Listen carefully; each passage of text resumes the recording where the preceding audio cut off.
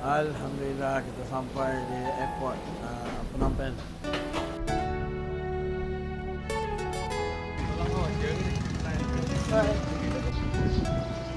Okey, perbincangan dengan adik Tauke untuk nak beli beras, untuk nak buat sedekah kepada asnaf-asnaf di kemudian.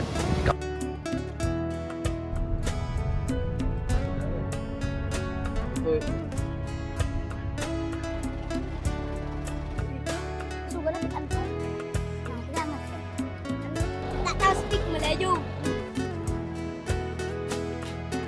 Assalamualaikum warahmatullahi wabarakatuh. InsyaAllah hari ini iftar pertama kita pada 13 Ramadan dan kita akan buat iftar ni di Masjid At-Taqwa di Svay Kliang.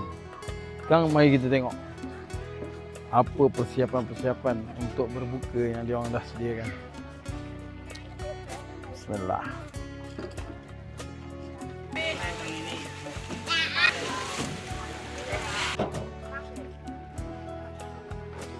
Sikit. Dia kalau kat Malaysia orang panggil sayur campur lah ni. Kita ada acar, kita ada ikan talapia. Ikan talapia 300. Mari sini, buka-buka di sini. Bismillah, kita tunggu azan. Kami bersyukur atas rezeki yang Engkau telah kurniakan untuk kami pada hari ini, ya Allah. Kami mohon Engkau limpahkan rahmat dan keberkatan kepada para penaja juadah berbuka puasa pada hari ini, ya Allah.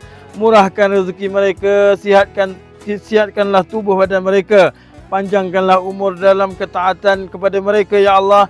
Jadikanlah setiap sumbangan ini sebagai pahala yang berlipat ganda dan asbab keampunan bagi dosa-dosa mereka, ya Allah.